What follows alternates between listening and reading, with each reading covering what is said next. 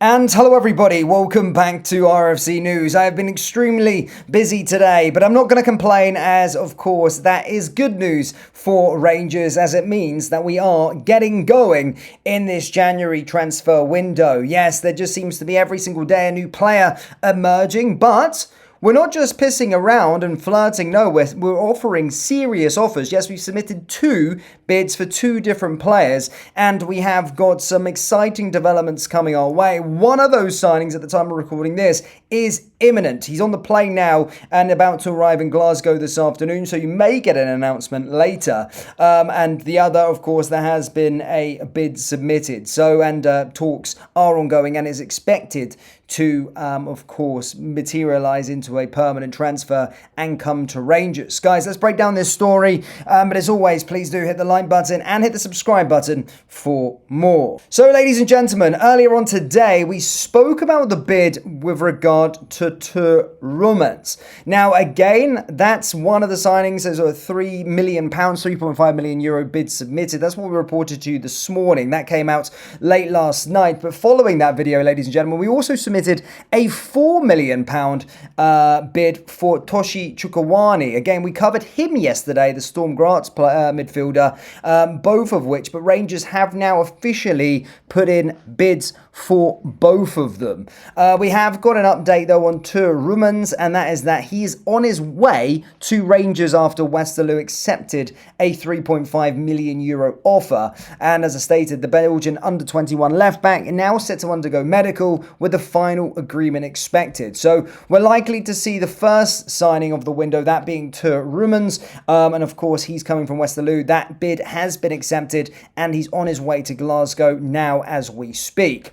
Now, for the one that we haven't spoke about yet, we touched upon him yesterday, but there was nothing that serious. Well, there was serious. I mean, we were sort of flirting around with Storm Graz, but we've now actually officially submitted a bid now for Toshi Chukwueze, of course, the Storm Graz midfielder. Now, this player was admired by a host of different clubs over the summer. I remember seeing Fabrizio Romano talk about it, but won the league in his own in Austria last season, a winner, but also a midfielder with who's incredibly tall, but certainly fits the profile of what Danny Roll is currently looking at. Both of these players incredibly tall, which is obviously going to be there with an aerial presence, but we are seeing it now.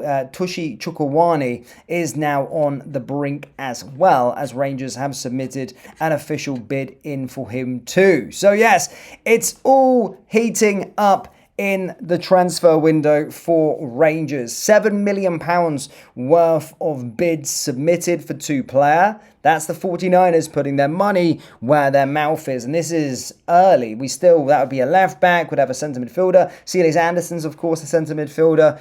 Would probably be looking to try and bolster the other positions throughout the park as well. So I could see us spending a mass amount of money this January to sort of reverse the wrongs of what happened in the summer. But certainly I can't complain thus far that we are making a go at this transfer window. And as I said, before, Celtic are also making moves in the transfer market as well. They're starting to identify players. They're submitting bids for players as well. But I said, he who win the transfer window, out of heart, Rangers and Celtic will go on and lift this title. I can promise you that. He who has the best transfer window will lift the title. I have zero doubts about it. But guys, do let me know your thoughts on the imminent arrival of Rumens and, of course, Toshi Chukwueze down in the comments below. In other news, Rangers have no intention of entertaining a January exit for Finlay Curtis, with the club determined to retain one of their most exciting young prospects as part of their longer-term plans. Despite speculation around a potential loan move in recent weeks, there is a clear internal belief that Curtis remains an important asset for both the present and the future, and that belief has not wavered. The teenage winger made an immediate impression during the early stages of the season, forcing his way into the conversation at Ibrox with a series of eye-catching contributions. While his involvement has been limited since mid-December, amounting to just 4 minutes of competitive action, that lack of game time has not altered how highly he is rated behind the scenes. Those close to the decision-making process insist there is no appetite to push Curtis out on loan unless attacking reinforcements arrive early in the window and fundamentally change the depth chart. Curtis's breakthrough moment came back in August during Rangers Champions League qualifying clash with Panathinaikos. With the tie finally poised, the youngster produced a stunning long-range strike shortly after half-time at Ibrox, setting Rangers on their way to a crucial 2-0 victory over the Greek side. It was a goal that instantly underlined his confidence and technical quality, and he went on to play a meaningful role in the away leg as Rangers completed the job. That effort marked Curtis's first senior goal for the club and came during a brief but impactful run of appearances. He had already featured 5 times across all competitions during the 2024-25 campaign, and his influence continued domestically. Later in August, he popped up with a late equaliser against St Mirren,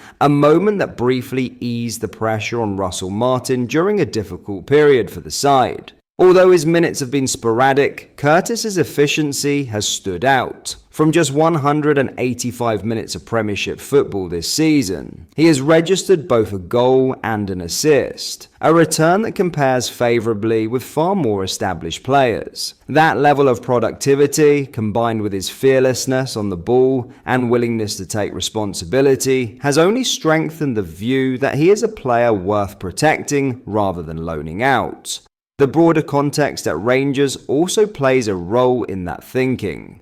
Danny Röhl is keen to maintain a core of young players who can grow within his system, and Curtis fits that profile perfectly. Unless significant attacking additions are made early in January, there is a reluctance to weaken the squad by allowing one of its most promising wide options to depart, even temporarily. That patience with youth is also reflected elsewhere in the squad. Rangers are similarly hopeful that Youssef Chermiti can build on a recent upturn in form after his brace against Celtic. The Portuguese forward has endured an inconsistent start to life in Glasgow following his summer arrival from Everton, leading to suggestions that the club might look to move him on. Instead, there is now a renewed willingness to give him time, with Röhl prepared to back his potential rather than rush to a decision. Taken together, these stances underline a clear strategy from Rangers as the window unfolds, rather than reacting impulsively to short-term form or external noise. The club are choosing continuity and development. For Finlay Curtis, that means staying put, continuing to learn, and remaining firmly part of Rangers' plans, a strong signal of just how highly he is regarded at Ibrox.